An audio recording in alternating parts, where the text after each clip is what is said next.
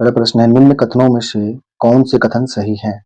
पहला है, हड़प्पा का उत्खनन 1921 में किया गया था। यह सही है। वर्तमान में हड़प्पा पाकिस्तान में है। यह भी सही है। हड़प्पा ब्यास नदी के किनारे था। गलत है। हड़प्पा रावी नदी के किनारे में था। हड़प्पा के उत्खनन कर्ता आर डी बनर्जी थे। नहीं, हड़प्पा के उत्खनन कर्ता राय बहादुर दयाराम सैनी थे। सन 1921 में भारतीय पुरातत्व सर्वेक्षण विभाग के महानिदेशक सर जॉन मार्शल के निर्देशन में राय बहादुर दयाराम सैनी ने सर्वप्रथम हड़प्पा स्थल का उत्खनन कराया। यह स्थल पाकिस्तान के पंजाब प्रांत में स्थित मोंटगोमरी जिला में रावी नदी के बाएं तट पर अवस्थित है, जबकि रखालदास बनर्जी ने मोहनजोदड़ो स्थल का उत्खनन कर 1922 में किया था। निम्न में से कौन सी नदी सप्त सैंधव में समाविष्ट नहीं थी? यह साबरमती नदी नहीं थी, जबकि चिनाब, झेलम और रावी समाविष्ट थी सप्त सैंधव में।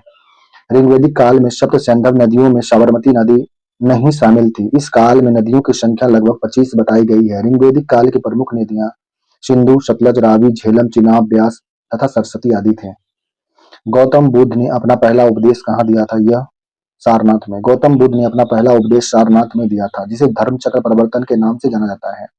पाटलिपुत्र में बुलाई गई प्रथम जैन संगति के अध्यक्ष कौन थे? यह थे अस्तुलभद्र। अस्तुलभद्र ने प्रथम जैन संगति की अध्यक्षता किया था, जिसका आयोजन पाटलिपुत्र में किया गया था।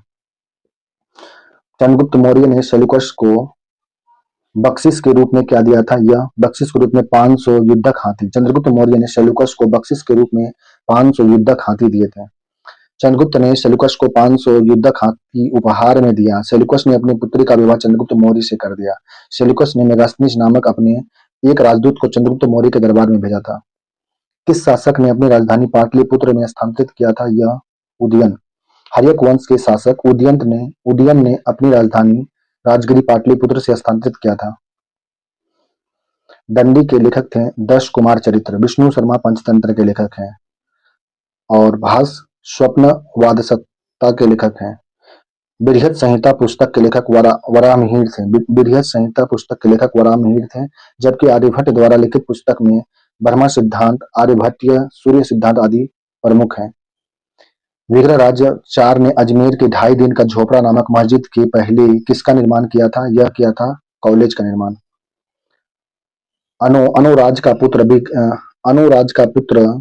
विग्रहराज चौथा ने अथवा अथवा बिशलदेव चौहान वंश का सबसे प्रतापी राजा था। बिशलदेव चौहान वंश का सबसे प्रतापी राजा था, जिसने अजमेर में एक संस्कृत कॉलेज की स्थापना किया था,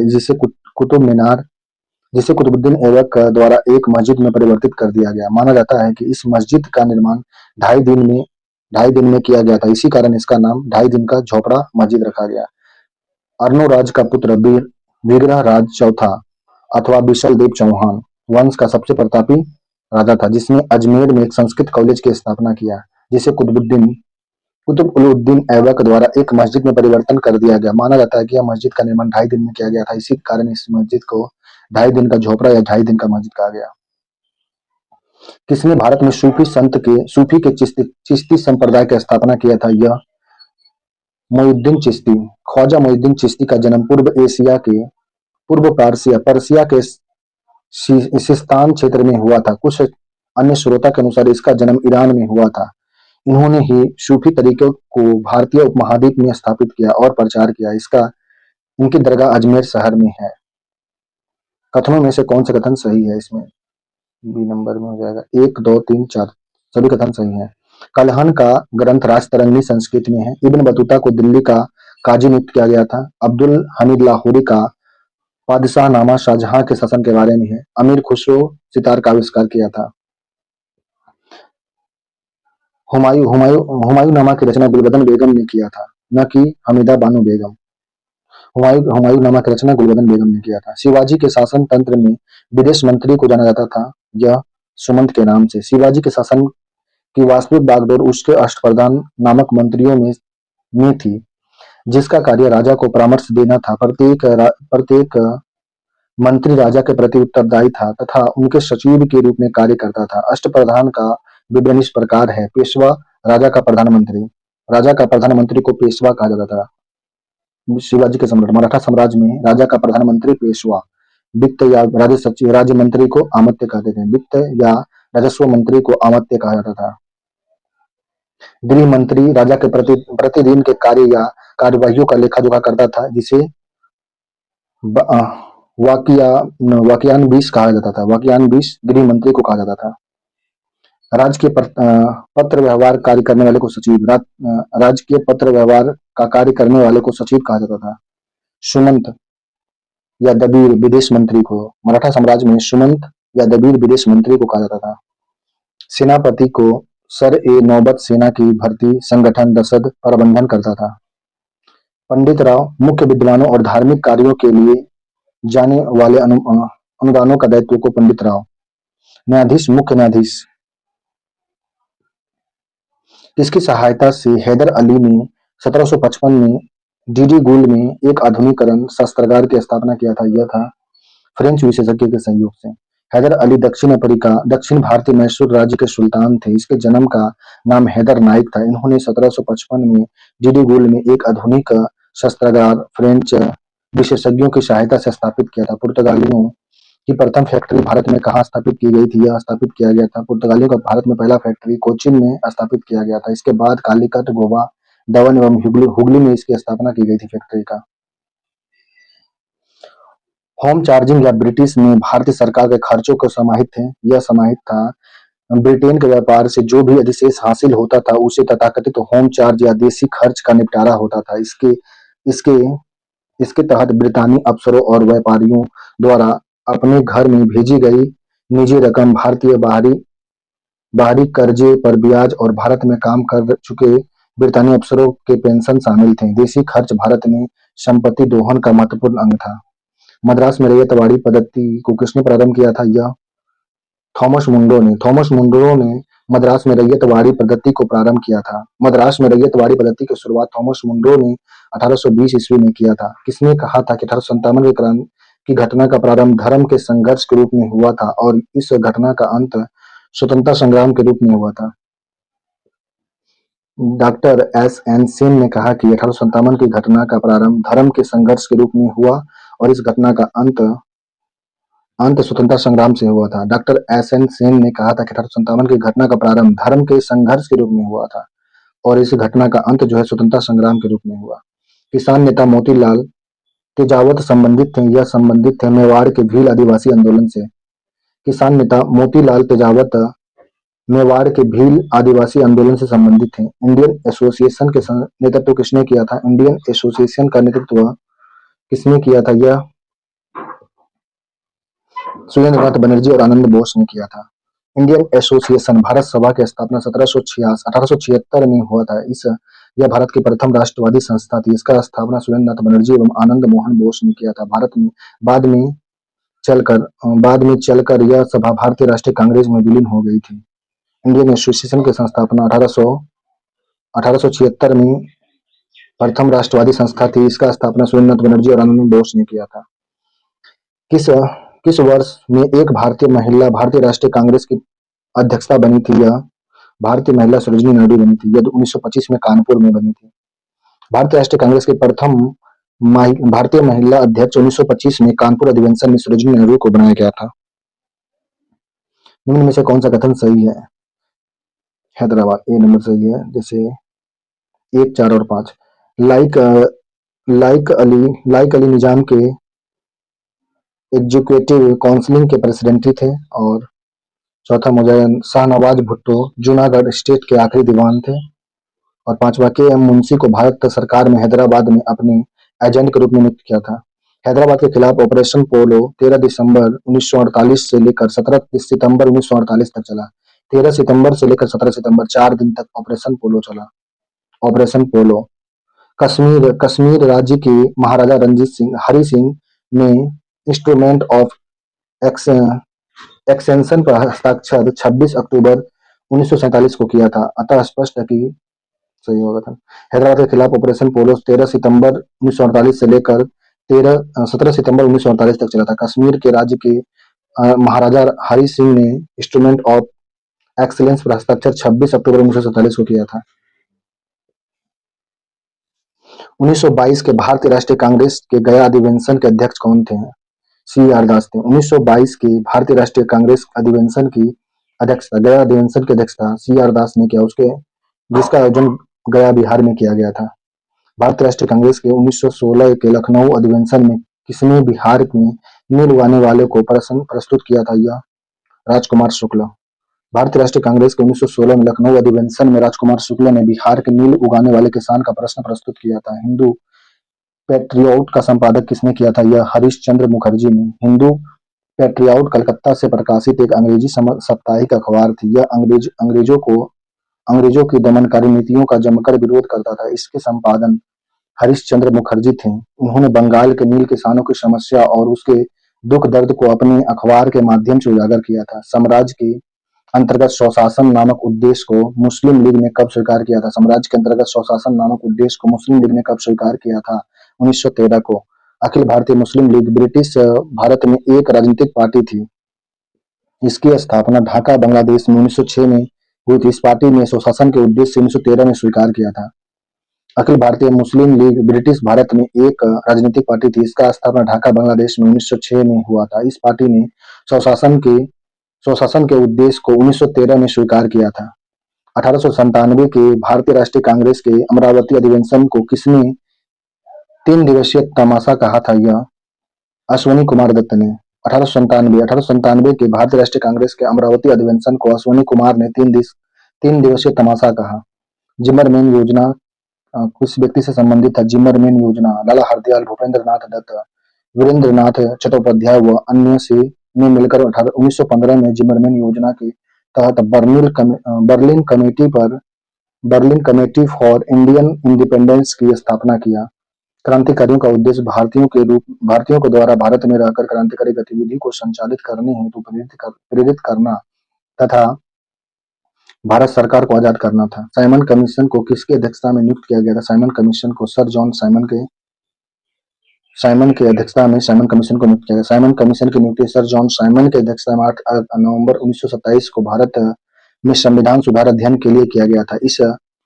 इस आयोग के 7 सदस्य क्रमशः sir John Simon, Clement Attlee, Harry Levinson, Edward Cadogan, Vernon Hartshorn, George Lane Fox तथा डोनाल्ड हार्वर्ड थे। 1920 के मध्य हिंदुस्तानी सेवा दल की स्थापना किसने किया था? यह एन.एस. हार्डिकर ने किया था। 1920 ईस्वी में एन.एस. हार्डिकर के नेतृत्व में हिंदुस्तानी सेवा दल का गठन किया गया था। बम्बई योजना में प्रस्ताव था। बम्बई योजना में क्या प्रस्ताव था? 8 प्रमुख उद्योगपतियों द्वारा 1944 में बम्बई प्लान की रूपरेखा प्रस्तुत की गई। इस योजना के तहत 15 वर्षीय पूंजीवादी योजना पेश किया गया था। इस योजना को उद्योगपतियों द्वारा तैयार किया गया था। तैयार करने के कारण उद्योगपति योजना भी कहा गया था। इसका प्रमुख उद्देश्य भारत का तीव्र आर्थिक विकास था। इस योजना के प्राप्ति के लिए कर्मचारियों के कल्याण, कुछ पूंजीवादी विशेषता के परित्याग आदि की भी योजना थी। जमशेदपुर लेबर एसोसिएशन की स्थापना 1920 में किसने किया था? एस.एन. हल्दर ने किया था। 1920 में एस.एन. हल्दर तथा वोमेश चक्रवर्ती के नेतृत्व में जमशेद वर्कर्स एसोसिएशन की स्थापना हुआ था। किसान क्या करे किसने लिखा था? किसान क्या करे किसने लिखा? स्वामी सदानंद सरस्वती ने लिखा था। स्वामी सदानंद सरस्वती भारत के राष्ट्रवादी नेता एवं भारतीय स्वतंत्रता सेनानी थे। वे भारत में किसान आंदोलन के जनक थे। इनका जन्म 1889 में गाजीपुर जिला में तथा मृत्यु 1950 पटना में हुआ था। इन्होंने ऑल इंडिया किसान सभा की स्थापना किया था। इसके द्वारा लिखित पुस्तक में कर्मकलाप, गीता रहस्य, क्रांतिकारी और संयुक्त मोर्चा किसान जैसे लड़ते थे। किसान क्या करे? झारखंड के किसान मेरा जीवन संघर्ष प्रमुख है। भारतीय राष्ट्रीय कांग्रेस के 27वें सम्मेलन की अध्यक्षता किसने किया था? यह आर.एन. मधुलकर ने किया था। भारतीय राष्ट्रीय कांग्रेस के 27वें सम्मेलन की अध्यक्षता आर.एन. मधुलकर ने किया था। भारतीय राष्ट्रीय कांग्रेस का 27वां सम्मेलन बांकीपुर पटना में हुआ था। मदरलैंड को किसने प्रकाशित किया था? मदरलैंड को मजरूल हक ने मदरलैंड को किसने प्रकाशित किया था? मजरूल हक ने किया था। मदरलैंड नामक समाचार पत्र का प्रकाशन मौलाना मजरूल हक ने किया था। दक्कन ट्रेप पठार का गठन किस काल में हुआ था? यह क्रिटेशियन काल में दक्कन ट्रेप पठार का गठन क्रिटेशियन काल में हुआ था। दक्कन दक्कन ट्रेप पठार का निर्माण क्रिटेशियन काल में हुआ था। दक्कन ट्रेप एक विशेष प्रकार की संरचनाओं को कहा जाता है। इसका निर्माण बेसाल्ट चट्टानों से हुआ है। सामान्यतः इसका विकास क्रिटेशियन से इओसीन युग में हुआ था। इन्हीं चट्टानों के अपक्षय तथा अपरदन से काली मिट्टी का निर्माण हुआ। भारत के महाराष्ट्र और गुजरात राज्य में इसका विस्तार अत्यधिक हुआ था। निम्न निम्न कथनों पर विचार कीजिए और सही का पहचान करना है। हिमालय भारत में स्थित एक प्राचीन पर्वत श्रृंखला है। यह पर्वत तंत्र भारतीय उपमहाद्वीप के मध्य एशिया और तिब्बत से अलग करता है। यह पर्वत तंत्र मुख्य रूप से 3 समांतर श्रेणी महान हिमालय, मध्य हिमालय और शिवालिक हिमालय से बना हुआ है, जो पश्चिम से पूर्व तक चाप के आकार में 2400 किलोमीटर की लंबाई तक फैला है। ग्रेट हिमालय अपनी निरंतरता के लिए जाना जाता है। शिवालिक श्रेणी सबसे नवीनतम है। निम्न में से किस स्थान पर कोसी नदी गंगा में मिलती है? कुर्सेला के पास में। कोसी नदी कुर्सेला कटिहार में गंगा नदी से मिलती है। कोसी नदी को बिहार का अभिशाप भी कहा जाता है। इसमें आने वाली बाढ़ बिहार में अत्यधिक तबाही मचाती है। पश्चिम घाट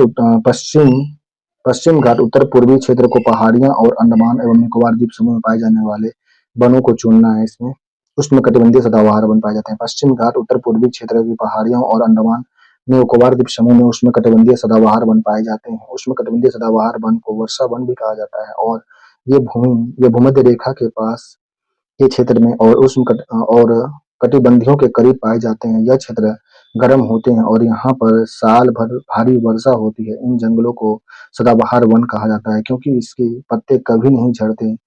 पक्की लकड़ी वाले पेड़ जैसे शीशम,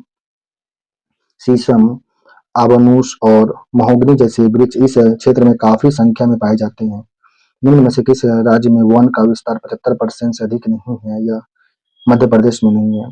प्रश्न काल मध्य प्रदेश में वनों का विस्तार 75% से कम है। वर्तमान में मध्य प्रदेश में 25.14% तथा नागालैंड में 77.9% वनों का विस्तार 75% से कम है, जबकि मेघालय में 76%, मिजोरम में 84.53% वन का विस्तार है। तुमलापल्ले खदान, जिसे दुनिया का सबसे बड़ा यूरेनियम का भंडार कहा जाता है, अवस्थित है कहाँ पर? यह है तुमलापल्ले खदान आंध्र प्रदेश में वाईएसआर जिला में स्थित है। यहाँ यूरेनियम का वृहद भंडार पाया जाता है, जिस कारण से इसे विश्व का सबसे बड़ा यूरेनियम का भंडार माना जाता है। तुम्मालपल्ले खदान आंध्र प्रदेश के वाईएसआर जिला में स्थित है। यहाँ यूरेनियम का वृहद भंडार पाया जाता है, जिस कारण इसे विश्व का सबसे बड़ा यूरेनियम भंडार माना गया है। जवाहर सुरंग का निर्माण इनमें में से किस दर्रे के अंतर्गत किया गया है?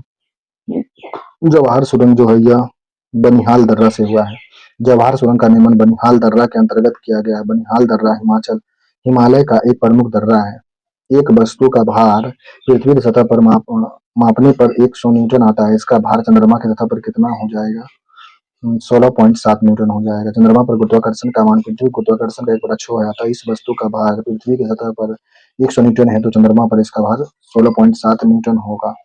सौर मंडल का सबसे चमकदार ग्रह कौन सा? शुक्र है। सौर मंडल का सबसे चमकदार ग्रह शुक्र है। शुक्र एक स्थलीय ग्रह के रूप में वर्गीकृत है और समान आकार, गुरुत्वाकर्षण और संरचना के कारण इसे पृथ्वी का जुड़वा ग्रह भी कहा जाता है। निम्न में से किसे लंबी पर्वत श्रृंखला है? यह रॉकी है।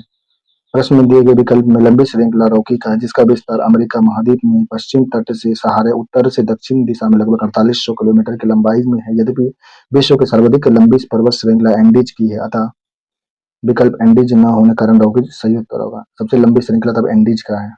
विश्व का सबसे शुष्क रेगिस्तान कौन सा है? आटाकामा। विश्व का सबसे शुष्क मरुस्थल आटाकामा है। यह मरुस्थल दक्षिण अमेरिका देश चिली के उत्तरी भाग में विस्तृत है, जबकि विश्व का सबसे बड़ा मरुस्थल सहारा है, जो अफ्रीका महाद्वीप में स्थित है। सोनारन मरुस्थल का विस्तार संयुक्त राष्ट्र अमेरिका और तथा मेक्सिको में एवं टकला मकान मरुस्थल चीन में स्थित है। दुनिया के कुल बड़े बांधों की संख्या का लगभग आधा हिस्सा किस देश में है? दुनिया का सबसे बड़े बांधों का लगभग आधा हिस्सा चीन में स्थित है। तत्पश्चात अमेरिका एवं भारत का स्थान आता है। पृथ्वी के वातावरण में सबसे प्रचुर मात्रा में पाए जाने वाला गैस कौन सा है? यह गैस है नाइट्रोजन। पृथ्वी के वातावरण में सबसे प्रचुर मात्रा में नाइट्रोजन गैस पाए जाने वाला गैस है। पृथ्वी के वातावरण में प्रमुख गैस है nitrogen 78%, oxygen 21%, argon 0.93, carbon dioxide 0.04%। कार्ल एक प्रकार की नवनिर्मित संरचना है। यह दक्षिण अफ्रीका की है। कार्ल अफ्रीकन जनजाति द्वारा मवेशियों के लिए बनाया गया एक झोपड़ीनुमा घर होता है। सामान्यतः इस तरह की संरचना मासाई जनजाति द्वारा बनाई जाती है। ये जनजातियां दक्षिण पूर्व अफ्रीका में पाई जाती है। अनुच्छेद 35A के प्रावधान को भारतीय संविधान में शामिल किया गया था 1954 में। भारतीय संविधान के अनुच्छेद 35A को 1954 में शामिल किया गया था। राष्ट्रपति द्वारा संसद की सिफारिश पर भारत के संविधान के अनुच्छेद 370 के खंड 1 के साथ खंड 3 द्वारा प्रदत्त शक्तियों का प्रयोग करते हुए अनुच्छेद 370 35A को समाप्त कर दिया गया है, जिसे 1954 में जोड़ा गया था। जम्मू कश्मीर राज्य का विघटन करके जम्मू कश्मीर तथा लद्दाख को केंद्र शासित प्रदेश में सृजन कर दिया गया है। भारत में न्यायिक पूर्वावलोकन का आधार क्या है? भारत में न्यायिक पूर्वावलोकन का आधार कानून द्वारा स्थापित प्रक्रिया है। संविधान के अनुच्छेद 137 के अनुसार संसद द्वारा बनाई गई किसी विधि के या अनुच्छेद 145 के अधीन बनाए गए नियम के उपबंधों के अधीन रहते उच्चतम न्यायालय को अपने द्वारा सुनाए गए निर्णय या दिए गए आदेश का पूर्वावलोकन की शक्ति होगी। व्यवस्थापिका के रिक्त स्थान की पूर्ति के लिए होने वाले विषय का चुनाव कीजिए। यह होगा उपचुनाव होगा। व्यवस्थापिका के रिक्त स्थान को पूर्ति करने के लिए होने वाले विशेष चुनाव को उपचुनाव कहते हैं। यह दो आम चुनाव के मध्य होने वाले चुनाव होता है। यह शेष कार्यकाल के लिए किया जाता है। भारत में राष्ट्रपति का चुनाव किया जाता है। यह संसद व राज्य विधानसभा द्वारा होता है। राष्ट्रपति का निर्वाचन जनता प्रत्यक्ष रूप से नहीं करती, बल्कि यह एक निर्वाचन मंडल के सदस्यता द्वारा इसका निर्वाचन किया जाता है। संसद के दोनों सदनों के निर्वाचित सदस्य राज्य विधानसभाओं के निर्वाचित सदस्य तथा केंद्रशासित प्रदेश में दिल्ली व पुडुचेरी विधानसभाओं के निर्वाचित सदस्य के रूप में किया जाता है। संसद के संयुक्त सत्र की अध्यक्षता कौन करता है? लोकसभा का अध्यक्ष। लोकसभा अध्यक्ष संसद के दोनों सदनों की संयुक्त बैठक की अध्यक्षता करता है। संसदों के बीच विधायक पर गतिविरोध समाप्त करने के लिए राष्ट्रपति संयुक्त बैठक बुलाता है। संयुक्त बैठक बुलाता है कौन है? राष्ट्रपति। लेकिन अध्यक्षता कौन करता है? लोकसभा अध्यक्ष करता है। संविधान द्वारा केंद्र सरकार की कार्यपालिका शक्ति निहित की गई है। यह किया गया है राष्ट्रपति में। संविधान के अनुच्छेद 52 के अनुसार भारत का एक राष्ट्रपति होगा। अनुच्छेद 53 के अनुसार संघ की कार्यपालिका शक्ति राष्ट्रपति में निहित होगी और इसका प्रयोग इस संविधान के द्वारा स्वयं या अपने अधीनस्थ अधिकारियों के द्वारा करेगा। वर्तमान में सर्वोच्च न्यायालय के न्यायाधीशों की संख्या कितनी है? वर्तमान में सर्वोच्च न्यायालय के न्यायाधीशों की संख्या अनुच्छेद 34 से बताया गया है, लेकिन अभी यह वृद्धि उच्चतम न्यायाधीश की संख्या संशोधन 2019 के अंतर्गत की गई है। मूलतः उच्चतम न्यायालय के न्यायाधीशों की कुल संख्या 8 निर्धारित थी। पहले संविधान में 8 था, अभी लेकिन 134 बताया जा रहा है, उससे भी ऊपर हो गया है। 124वां संविधान संशोधन अधिनियम संबंधित है। यह है आरक्षण से। 124वां संवैधानिक संशोधन विधेयक 103वां संशोधन अधिनियम में 124वां संवैधानिक संशोधन विधेयक है। विधेयक 124वां है और 103वां संवैधानिक संशोधन अधिनियम आरक्षण से संबंधित है। आरक्षण 103वां संशोधन अधिनियम के अंतर्गत यह प्रावधान किया गया है कि सामान्य वर्ग के आर्थिक रूप से कमजोर लोग को शिक्षा और रोजगार में 10% आरक्षण दिया जाएगा। अधिनियम में संविधान के अनुच्छेद 15 और 16 का संशोधन किया गया है। पंचायती राज को किस संवैधानिक संशोधन के आधार पर संवैधानिक दर्जा प्रदान किया गया? यह 73वां संविधान संशोधन अधिनियम द्वारा पंचायती राज में संवैधानिक दर्जा प्रदान की गई है। इस अधिनियम से संविधान में एक नया भाग 9 सम्मिलित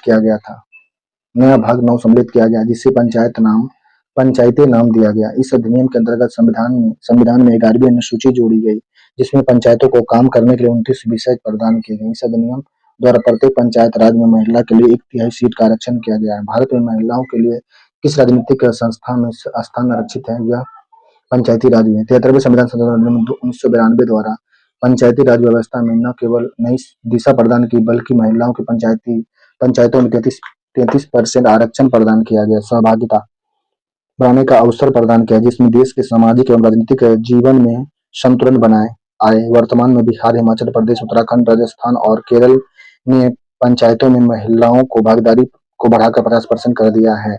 बिहार में, हिमाचल प्रदेश, उत्तराखंड, राजस्थान और केरल में पंचायत में महिलाओं की भागीदारी 50% हो गया है। पंचायत के चुनाव कराने हेतु निर्णय कौन करता है? पंचायत का चुनाव कराने का निर्णय राज्य सरकार लेती है। चुनावी प्रक्रिया की तैयारी का देखरेख, निर्देशन, मतदाता सूची तैयार करने का नियंत्रण और पंचायत के सभी चुनाव को संपन्न कराने की शक्ति राज्य निर्वाचन आयोग में निहित होती है। पंचायतों का कार्यकाल 5 वर्ष निर्धारित की गई है। सामुदायिक विकास कार्यक्रम कब हुआ था? सामुदायिक 2 अक्टूबर 1952 को।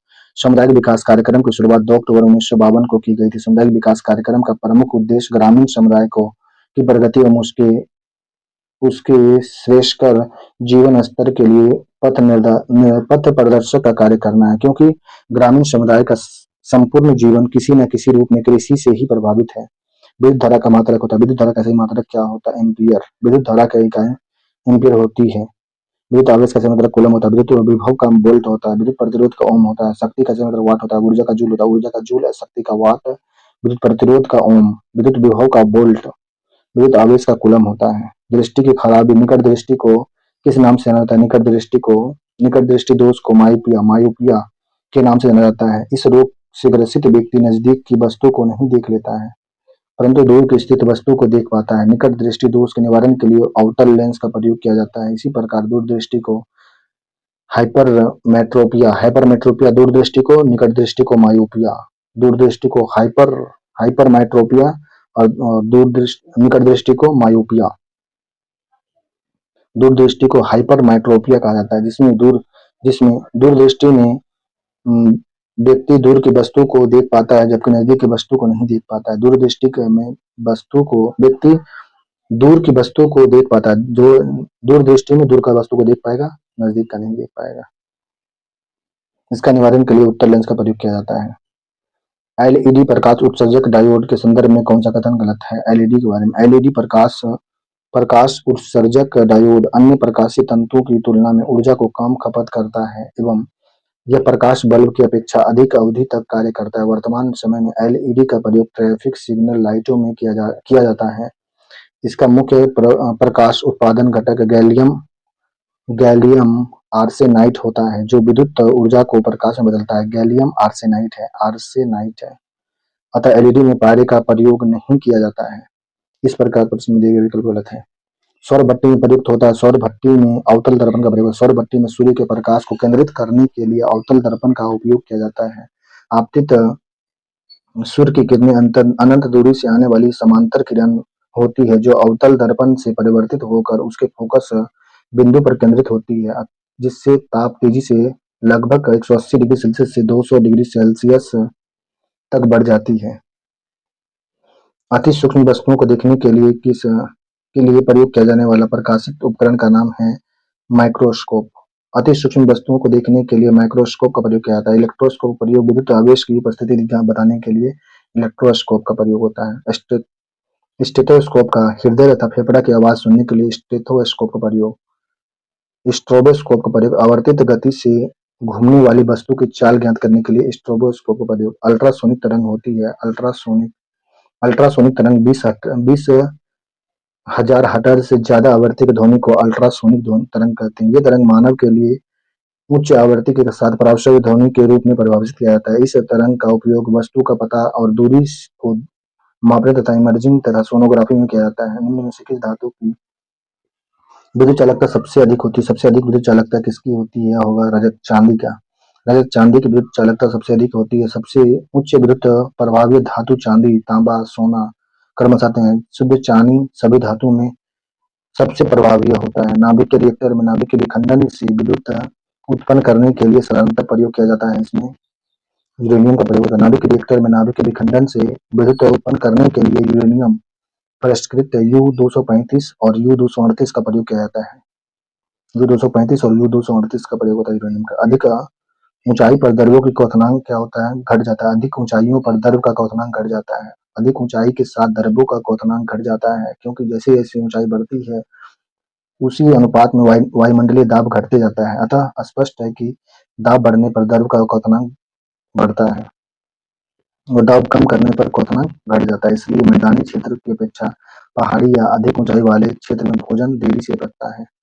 रसायन विज्ञान के अनुसार निम्न में से कौन सा भौतिक परिवर्तन का एक उदाहरण है? रसायन विज्ञान में भौतिक परिवर्तन जैसे पानी का उबलना भौतिक परिवर्तन, लोहे में जंग लगना रासायनिक है, लकड़ी का जलना रासायनिक है, तांबे के बर्तन पर हरे रंग का विस्तार यह भी रासायनिक है।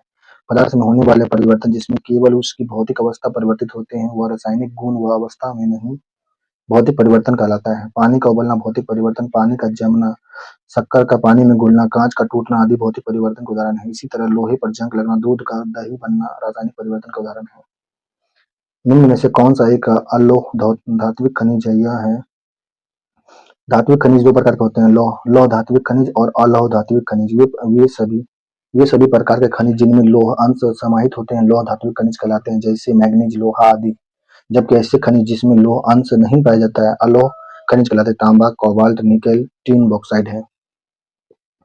ट्यूबलाइट तथा परख नली में प्रयोग किया जाने वाला ग्लास किससे बना होता है? यह जो ग्लास है ये बना होता है ट्यूबलाइटों तथा परख नलियों में प्रयोग किए जाने वाला ग्लास सिलिका और बोरोन ट्राइऑक्साइड से बना होता है। बोरोन ट्राइऑक्साइड सिलिका और बोरोन ट्राइऑक्साइड से बना होता है, जिसे बोरोसिलिकेट ग्लास कहते हैं। बोरोसिलिकेट ग्लास ट्यूबलाइट और परख नली में प्रयोग किया जाने वाला ग्लास है।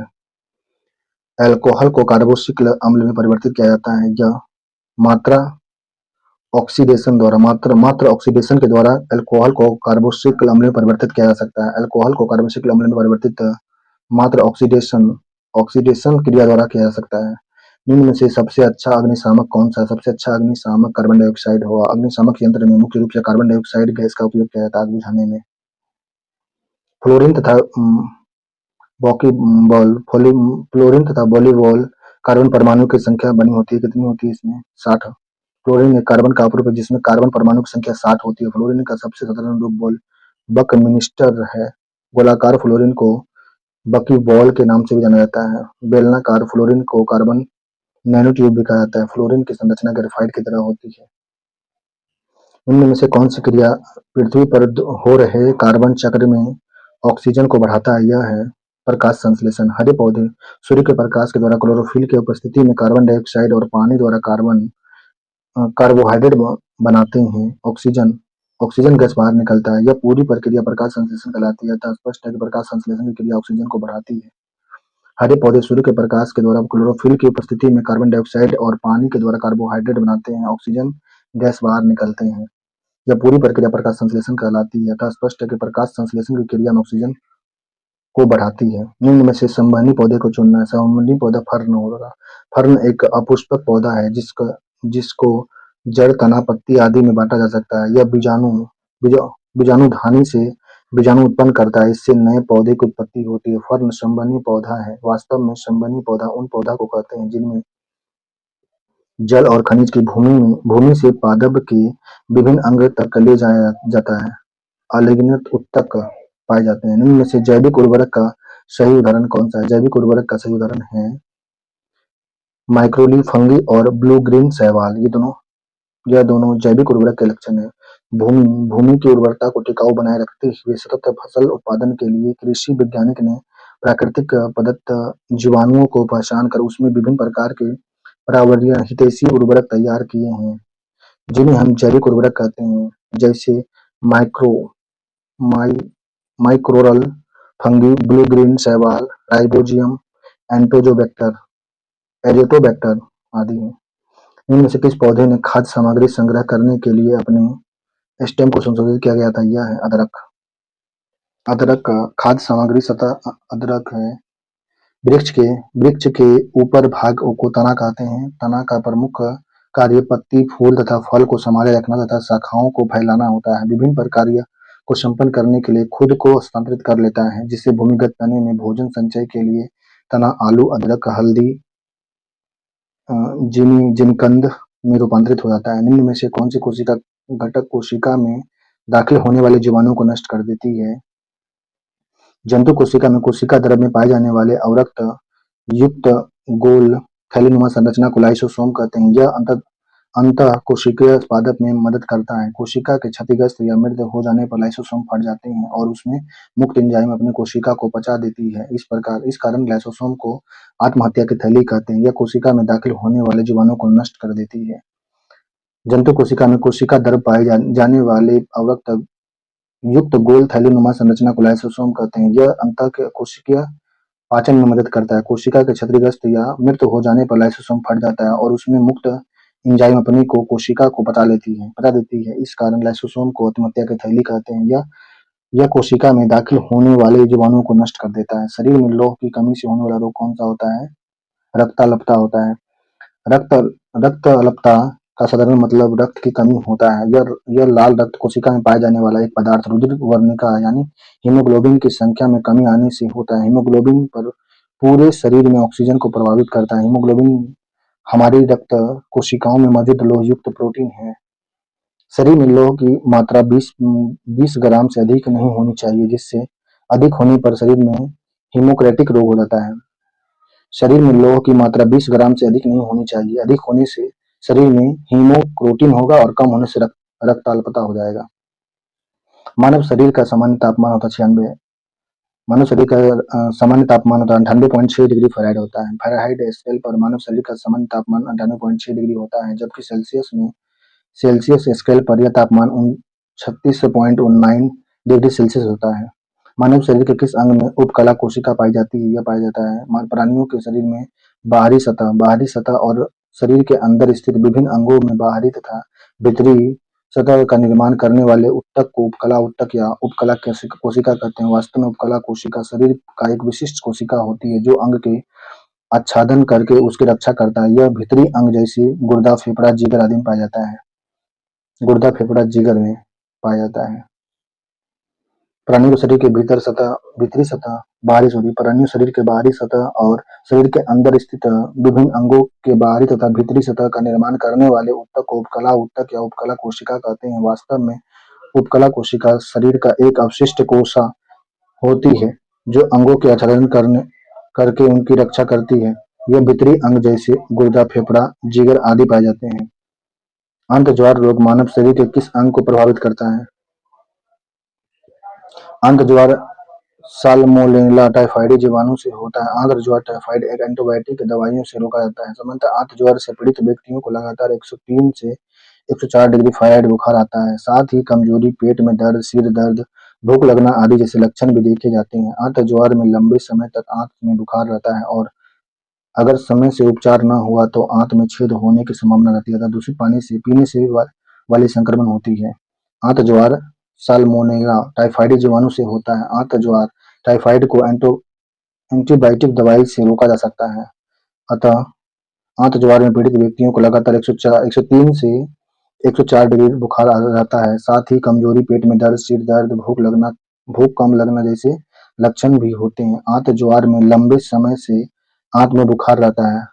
अगर समय से उपचार न हुआ तो आंत में छेद होने की संभावना रहती है। यह दूषित पानी पीने से होने वाली संक्रमण बीमारी है, टाइफाइड।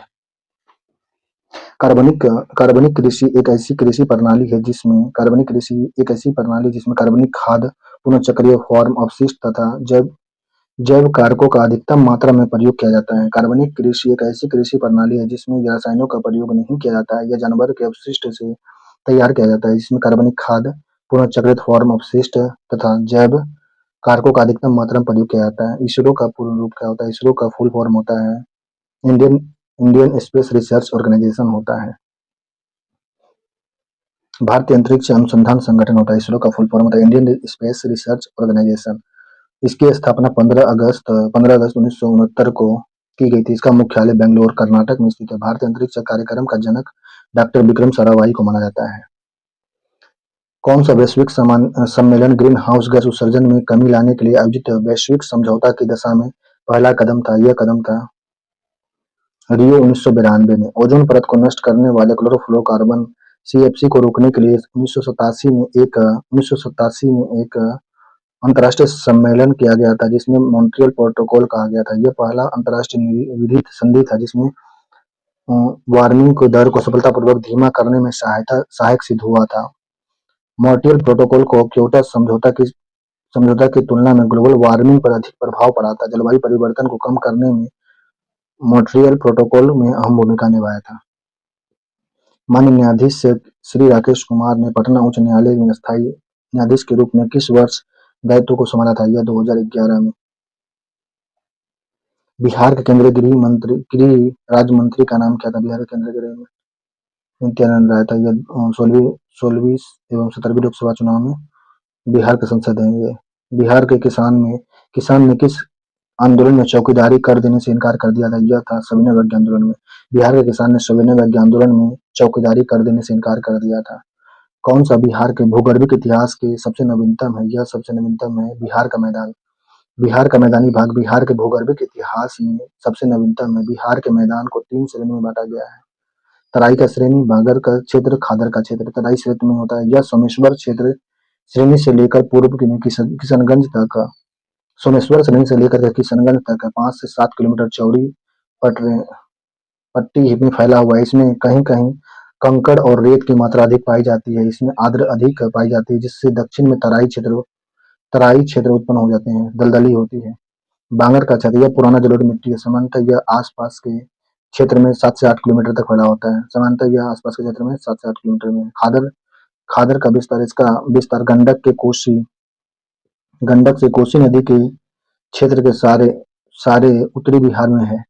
खादर का, इसमें वर्षा आने वाली बाढ़ के कारण इस क्षेत्र का तबाही के कगार पर पहुंच जाती है, खड़ा है। पुरानी जलोढ़ मिट्टी या बांगर बिहार के किस क्षेत्र में पाई जाती है? पुरानी जलोढ़ और बांगर मिट्टी बिहार के या पटना और गया में। पुरानी जलोढ़ मिट्टी या बांगर बिहार के पटना और गया जिला में पाई जाती है। बिहार में बरौनी रिफाइनरी किसके सहयोग से बनाया गया था? यह बनाया गया था सोवियत संघ और रोमानिया के सहयोग से 1964 में। बिहार में बरौनी रिफाइनरी सोवियत संघ, रूस और रोमानिया के सहयोग से 1964 में बनाया गया था। बिहार का प्रसिद्ध पशु मेला कार्तिक पूर्णिमा में आयोजित होता है। यह कौन सा? सोनपुर मेला है। बिहार का प्रसिद्ध पशु मेला कार्तिक पूर्णिमा में सोनपुर में आयोजित किया जाता है। दक्षिण बिहार दक्षिण बिहार में प्रचलित परंपरागत जल संरक्षण सिंचाई पद्धति कहलाती है। यह है आहर पाइप है। दक्षिण बिहार में प्रचलित परंपरागत जल संरक्षण सिंचाई पद्धति को आहर पाइप कहते हैं। यह पद्धति प्राचीन काल से प्रचलित है। विक्रमशिला गंगई डॉल्फिन अभ्यारण्य बिहार के किस जिला में स्थित है? यह है भागलपुर में। विक्रमशिला गंगई डॉल्फिन डॉल्फिन अभ्यारण्य बिहार के भागलपुर जिला में स्थित है। इसे 1991 में संचालित किया जा रहा था। यहाँ एशिया के विलुप्त गंगा के डॉल्फिन के संरक्षण के लिए क्षेत्र था। गंगा डॉल्फिन को वर्ष 2009 में भारत सरकार द्वारा राष्ट्रीय जल जीव घोषित किया गया। भारत सरकार द्वारा राष्ट्रीय जल जीव घोषित किया गया डॉल्फिन को 2009 में। और विक्रमशिला के पास में ये जो भागलपुर में 1991 से संचालित है डॉल्फिन।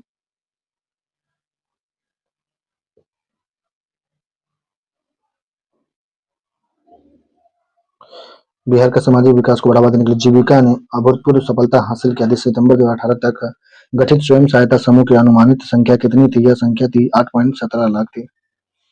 पटना युवक संघ की स्थापना हुआ था। पटना युवक संघ की स्थापना 1927 में किया गया था।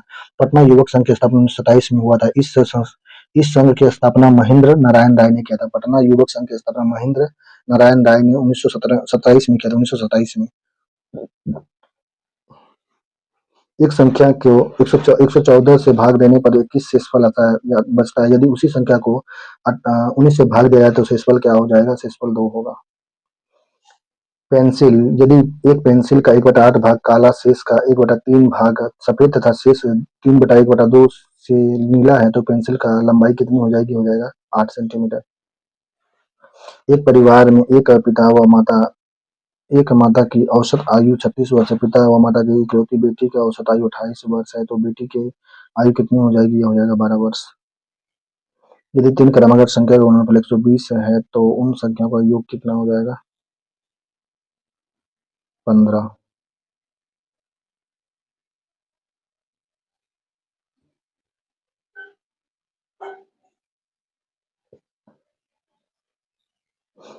भारत द्वारा हाल ही में प्रक्षेपित किए गए चंद्रयान चंद्रयान 2 के एक भाग लैंडर का नाम क्या था? चंद्रयान 2 का विक्रम था। भारत द्वारा 22 जुलाई 2009 को श्रीहरिकोटा रेंज से प्रक्षेपित किए गए अंतरिक्ष यान चंद्रयान 2 के 2 महत्वपूर्ण भाग थे, जिसमें एक भाग लैंडर विक्रम तथा दूसरा भाग रोवर प्रज्ञान था। चंद्रयान 2 मिशन का मुख्य उद्देश्य चंद्र की सतह पर नक्शा तैयार करना, खनिज की मौजूदगी का पता लगाना था। चंद्रमा के बाहरी वातावरण को स्कैन करना व किसी न किसी रूप में पानी का उपस्थिति का पता लगाना था। परंतु चंद्रमा के दक्षिणी ध्रुवीय क्षेत्र में सॉफ्ट लैंडिंग करते वक्त विक्रम लैंडर क्रैश हो गया, जिससे यह मिशन असफल रहा था। जूलियन अंसले को नागरिकता दिया गया था। यह ऑस्ट्रेलियन है। जूलियन अंसेजो को नागरिकता है। यह ऑस्ट्रेलियन है। मानव अधिकार संरक्षण अधिनियम 1993 में प्रावधान था कि मानव की जानकारी रखने वाले 2 व्यक्तियों को HHRI के सदस्य के रूप में नियुक्त किया जाएगा।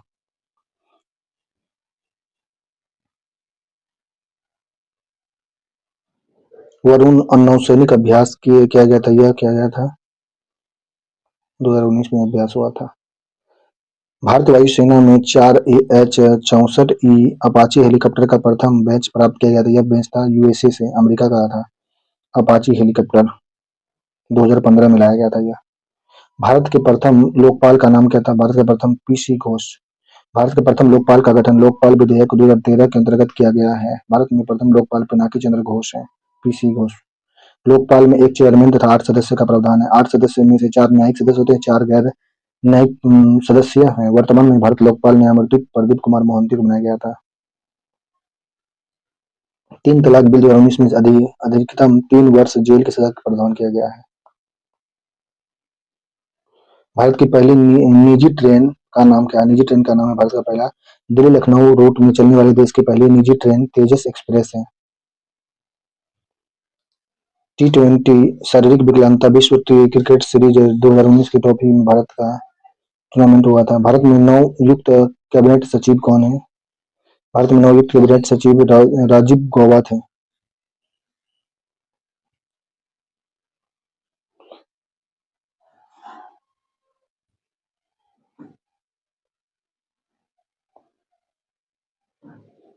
हांगकांग में अम्ब्रेला प्रदर्शन में मुख्य भाग था, यह कौन सा भाग था?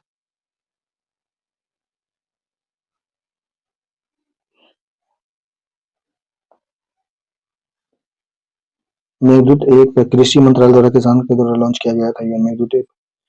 भारत की जीडीपी, भारत को 2024-25 में 5 ट्रिलियन की अर्थव्यवस्था बनाने के लिए जीडीपी की विकास दर कितनी होनी चाहिए? यह था 8%।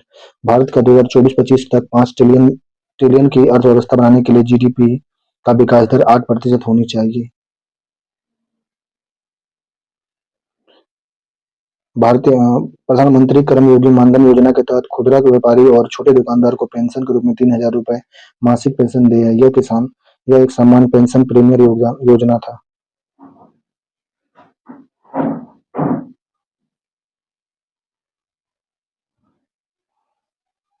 भारत में कुल बिजली उत्पादन में नवीनकरण ऊर्जा से 25 मेगावाट के ऊपर जल विद्युत स्रोत से छोड़कर हिस्सा है।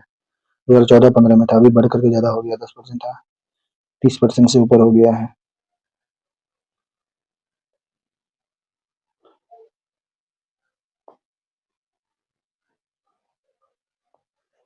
दीपा मलिक किस खेल से संबंधित है? दीपा मलिक शॉटपुट और जेवलिन थ्रो से संबंधित था। यह भारत के सक्सम घाटी वर्तमान में सक्सम घाटी कहाँ स्थित है? सक्सम घाटी चीन के शासन में था। सक्सम घाटी जम्मू कश्मीर के उत्तर भाग क्षेत्र में स्थित है, जो सक्सम नदी के दोनों दोनों ओर फैला हुआ। यह भारत का हिस्सा था, परंतु किंतु पाकिस्तान ने धोखे से 1948 में इसे अपने नियंत्रण से लेकर चीन को सौंप दिया। अतः वर्तमान में यह घाटी चीन के पास में है। सक्सम नदी घाटी 1948 में पाकिस्तान के धोखे से चीन के पास चला गया। अरामको तेल कंपनी किस देश से संबंधित है? अरामको तेल कंपनी यह जो है सऊदी अरब का है। अमराकोल तेल कंपनी सऊदी अरब देश में स्थित है। यह दुनिया की सबसे बड़ी तेल उत्पादक कंपनी के रूप में जानी जाती है। अर्जुन पुरस्कार किस वर्ष प्रारंभ किया गया था? अर्जुन पुरस्कार प्रारंभ हुआ था। अर्जुन पुरस्कार खिलाड़ियों को दिया जाने वाला पुरस्कार है, जो भारत सरकार द्वारा खेल के क्षेत्र में उत्कृष्ट प्रदर्शन के लिए दिया जाता है। यह पुरस्कार 1961 से प्रारंभ किया गया था। 1961 से अर्जुन पुरस्कार प्रारंभ किया गया था। इस पुरस्कार को 15 लाख रुपए की राशि, अर्जुन को कांस्य की प्रतिमा एवं प्रशस्ति पत्र दिया जाता है। भारत रूस और सुदूर पूर्व पूर्व के विकास के लिए कितने बिलियन डॉलर देगा? यह 1 बिलियन। भारत ने रूस को सुदूर पूर्व के विकास के लिए 1 बिलियन डॉलर देने की घोषणा किया है। रोमालिया थापर कौन थी? रोमालिया थापर इतिहासकार थी। रोमालिया थापर का जन्म 1931 लखनऊ में हुआ था। इन्होंने लंदन विश्वविद्यालय में school of politics and African studies में पीएचडी किया था। ये दिल्ली विश्वविद्यालय में 1963 में इतिहास विभाग के रीडर नियुक्त की गई थी। 1970 में जेएनयू में प्रचलित भारत इतिहास के विशेषज्ञ प्रोफेसर बनी। 1993 में सेवानिवृत्त हुई। रोमालिया थापर का जन्म लेखन कार्य मुख्य प्राचीन भारत के इतिहास के केंद्रित रहा। इनका प्रमुख पुस्तक प्राचीन भारत का सामाजिक इतिहास, वंश के राज्य तक आदि है। मणिपुर राज्य का गठन कब हुआ था? मणिपुर राज्य का गठन 1972 में हुआ था। 21 जनवरी 1972 को मणिपुर को राज्य का दर्जा मिला था। 1960 राज्य का दर्जा मिला और 60 सदस्यों वाली विधानसभा गठित की गई थी। इसमें 19 अनुसूचित जनजाति, एक अनुसूचित जनजा 19 अनुसूचित जनजाति और एक अनुसूचित जाति के लिए सीट आरक्षित है। राज्य में लोकसभा में 2 और राज्यसभा में 1 सीट है। लोकसभा में 2 सीटें यहाँ पे है मणिपुर में और एक राज्यसभा की सीट है। मणिपुर का गठन कब किया गया था? यह 1972 में 21 जनवरी 1972 को मणिपुर को राज्य का दर्जा दिया गया था। भारत के एक राज्य की निम्न विशेषता क्या होती है? यह विशेषता है सटीक राज्य का चुनाव कीजिए। यह इसके उत्तरी भाग शुष्क और अर्ध शुष्क है। इसके मध्य भाग में कपास की खेती होती है। खाद्यान्न फसल की तुलना में नकदी फसल की प्रमुखता दी जाती है। यह है गुजरात राज्य के बारे में बताया जा रहा है। गुजरात भारत की प्रमुख विशेषता है। इसकी उत्तरी भाग शुष्क और अर्ध शुष्क है। इसके मध्य भाग में कपास की खेती की जाती है। खाद्यान्न फसलों की तुलना में नगद फसलें की प्रमुखता दी जाती है। गुजरात में गुजरात की विशेषता क्या है? प्रमुख गुजरात राज्य की प्रमुख विशेषता है इसकी उत्तरी भाग शुष्क और अर्ध शुष्क है। इसके मध्य भाग में कपास की खेती होती है। खाद्यान्न फसलों की तुलना में नकदी फसल की प्रमुखता दी जाती है। गुजरात राज्य के बारे में बताया गया था।